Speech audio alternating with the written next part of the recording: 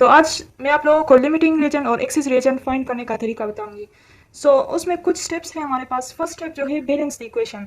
जो एमसीक्यू में आप लोगों को कंडीशन दी हुई होती है उसके मुताबिक आप लोगों ने बैलेंस इक्वेशन लिखना है। सेकेंड स्टेप जो है convert the mass in gram into मोल। तो मास इन ग्राम, जो ग्राम में मास दिया हुआ होता है आपने उसको मोल में कन्वर्ट कर देना है। थर्ड स्टेप जो है हमारे पास फाइंड रेशो। तो रेशो का फॉर्मूला क्या है? Mole of the reagent and stoichiometric coefficient. ठीक है, ये रेशो का फॉर्मूला है। तो ये 3 स्टेप्स है जिसके ज़रिए आप लोग किसी एमसीक्यू में एक्सिस और लिमिटिंग रिएजेंट फाइंड कर सकते हैं। तो देखिए, रिएजेंट हैविंग लेस रेशो, जिसकी रेशो लेस हो वो लिमिटिंग रिएजेंट होगा। The reagent having greater ratio as compare to limiting reagent is excess reagent. ठीक है, तो अब इसका एमसीक्यू सॉल्व करते हैं।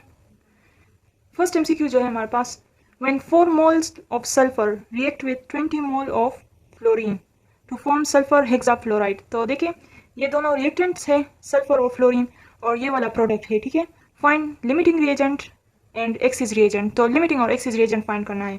तो फर्स्ट स्टेप क्या था? फर्स्ट स्टेप था राइट बैलेंस इक्वेशन, या फिर कभी कभार इक्वेशन दिया हुआ होता है, आप लोगों ने सिर्फ उसको बैलेंस कर देना है। ठीक है, बैलेंस द इक्वेशन, तो ये बैलेंस्ड इक्वेशन है। ठीक है, सेकेंड स्टेप जो था हमारे पास convert mass in gram into. यहाँ पर ऑलरेडी मोल्स में दिया हुआ है तो आपको सेकेंड स्टेप नहीं करना पड़ेगा, यानी मास इन ग्राम को मोल्स में कन्वर्ट नहीं करना पड़ेगा क्योंकि ऑलरेडी यहाँ पर दिया हुआ है। थर्ड स्टेप आपने क्या करना है? Find the ratio. रेशो क्या फाइंड करना है? Mole of reagent. तो देखिए मोल क्या है? 4 मोल्स हैं divided by stoichiometric coefficient. Stoichiometric coefficient क्या है हमारे पास? यहाँ 1 है। ठीक है, तो 4 डिवाइडेड बाय 1। अब यहाँ देखें 20 मोल्स, फ्लोरीन के मोल्स कितने हैं? 20 डिवाइडेड बाय स्टोइकोमेट्रिक कोफिशिएंट। ठीक है, तो 20 मोल ऑफ रिएजेंट हो गया और डिवाइडेड बाय स्टोइकोमेट्रिक कोफिशिएंट। तो अब ये देखिए इन दोनों को अगर आप डिवाइड करेंगे तो एक से 4 आएगा और एक से 6.6 आएगा। तो इससे इजीली आप लोग अंदाज़ा लगा सकते हैं कि सल्फर हमारे पास लिमिटिंग रिएजेंट है और फ्लोरीन हमारे पास एक्सिस रिएजेंट है। अब कभी कभार एमसीक्यू में ये भी आ जाता है कि find the mass of product form, यानी जो प्रोडक्ट बना हुआ है उसका मास भी फाइंड करना होता है।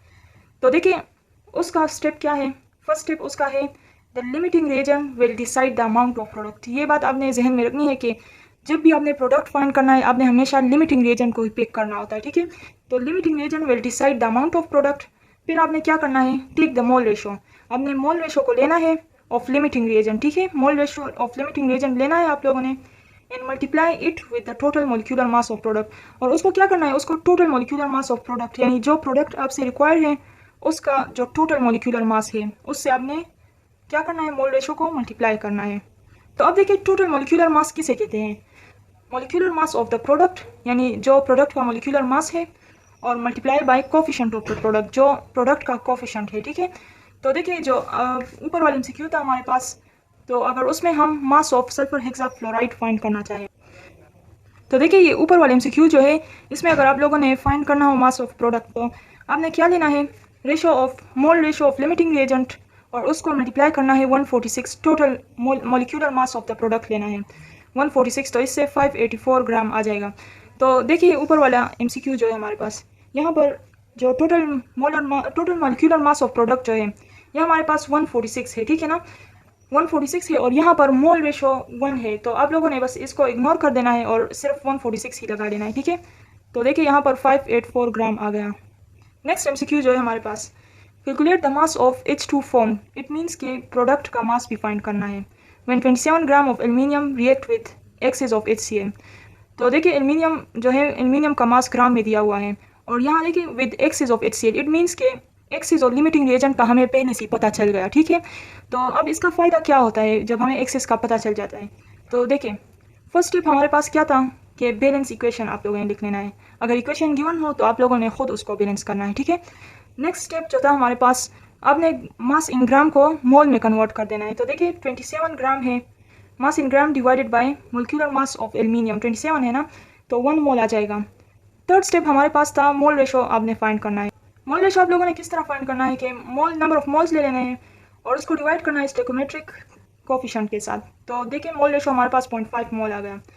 तो क्वेश्चन में गिवन है कि axis of HCl, so it means कि HCl हमारे पास एक्सिस रिएजेंट है, तो आप लोगों ने सिंपली क्या करना है? HCl को इग्नोर कर देना है। ठीक है, इसका जो मोल रेशो है वो आप लोगों ने फाइंड नहीं करना है। तो देखिए प्रोडक्ट मास ऑफ प्रोडक्ट जब हमें फाइंड करना होता है तो हमें सिर्फ लिमिटिंग रिएजेंट की ज़रूरत पड़ती है, ठीक है, हमें सिर्फ लिमिटिंग रिएजेंट की ज़रूरत पड़ती है। तो देखिए जब क्वेश्चन में एक रिएक्टेंट को एक्सिस कहा होता है तो दूसरा ऑटोमेटिकली लिमिटिंग ही रिएजेंट होगा, ठीक है। तो एक्सिस वाले को आप लोगों ने छोड़ देना है, तो ये फ़ायदा हो जाता है कि इसका टाइम बच जाता है, ठीक है। और आपने सिर्फ वो दूसरा वाला रिएक्टेंट जो है उसका मोल रेशो फाइंड कर देना है। अच्छा, तो फिर उसके बाद वाला स्टेप क्या था कि आप लोगों ने मोल रेशो लेना है लिमिटिंग रिएजेंट का मोल रेशो लेना है और उसको total molecular mass of product. तो अब देखें प्रोडक्ट हमारे पास यहाँ पर दो है, एक ये वाला है और एक ये वाला। तो जब यहाँ पर प्रोडक्ट दो हो तो आप लोगों ने वही कंसिडर करना है जो रिक्वायर्ड हो क्वेश्चन में। देखिए मास ऑफ H2, तो इट मीन्स कि इस वाले के साथ हमारा कोई सरोकार नहीं, ठीक है, सिर्फ ये वाला लेना है और इसी को आप लोगों ने कंसिडर करना है, ठीक है। तो लिमिटिंग रिएजेंट वाला जो मोल रेशो वो ले लें आप लोग, और टोटल मोलिक्यूलर मास। तो total molecular mass of product क्या चीज़ है, आपने कोफिशेंट लेना है, ठीक है, और उसके साथ मल्टीप्लाई करना है। देखिए ये कोफिशेंट 3 है हमारे पास ना, और मल्टीप्लाई क्या करना है मोलिक्यूलर मास ऑफ H2। तो H2 वी नो 2 होता है, ठीक है, उसका मोलिक्यूलर मास 2 ही होता है। तो इन तीनों को जब आप मल्टीप्लाई करें तो 3 ग्राम आता है, तो मास ऑफ H2 हमारे पास 3 ग्राम बनता है। नेक्स्ट MCQ जो है हमारे पास 22 gram of carbon dioxide react with 34 gram of ammonium, ठीक है, NH3। तो अमोनिया, देखिए अमोनिया और कार्बन डाइऑक्साइड जो हमारे पास रिएक्टेंट हो गए, ठीक है, to give ammonium carbamide which one is limiting reagent and also find the product. तो देखिए क्वेश्चन में हमें ये नहीं बताया गया कि कौन सा जो है एक्सिस रिएजेंट है और कौन सा लिमिटिंग रिएजेंट है, ठीक है। तो इट मीन्स कि हमने दोनों का मोल रेशो फाइंड करना है। फिर जब मोल रेशो फाइंड करते हैं तो उसमें लिमिटिंग रिएजेंट रिक्वायर होते हैं और फिर find the product, mass of product require है, ठीक है। तो सोल्यूशन की तरफ आते हैं। फॉर्मूला आपको गिवन होगा, ठीक है, आपने उसको सिर्फ बैलेंस करना है। तो बैलेंस करना तो बहुत ईजी है, ठीक है। फिर नेक्स्ट आप लोगों ने क्या करना है, आप लोगों ने मोल्स फाइंड करने हैं। तो देखिए 34 ग्राम दिया हुआ है, 34 gram of NH3 divided by NH3 का मोलिक्यूलर मास क्या है 17। तो देखिए जब हम मोल्स फाइंड करते हैं तो mass in gram divided by molar mass जो है फॉर्मूला होता है। तो मोलर मास NH3 का हमारे पास 17 है और 34 ग्राम गिवन है, तो 2 मोल्स NH3 बनते हैं, ठीक है। यहाँ पर 0.5 मोल बनता है, ठीक है, कार्बन डाइऑक्साइड। फिर मोल रेशो फाइंड करना है। तो mole ratio number of moles divided by coefficient जो होता है, तो 1 मोल रेशो बनता है, ठीक है, इसका 1 मोल रेशो आता है।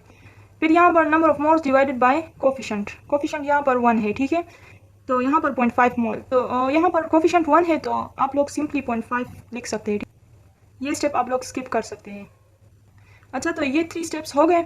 अब इसके बाद हमें पता चलता है कि लिमिटिंग रिएजेंट जो है वो कार्बन डाइऑक्साइड है जो लेस मोल रेशो जिसका आता है, ठीक है। अब नेक्स्ट स्टेप हमारे पास क्या है, mass of ammonium carbamate, it's ammonium carbamate, okay, urea नहीं है।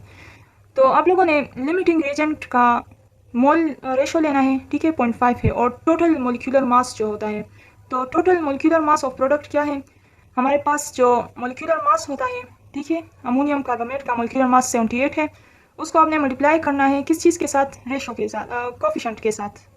यहाँ पर 1 कोफिशिएंट है, तो ये इसका टोटल मोलिक्यूलर मास हो गया। तो देखिए कोफिशिएंट 1 है तो आप इस वाले को स्किप कर सकते हैं, ठीक है।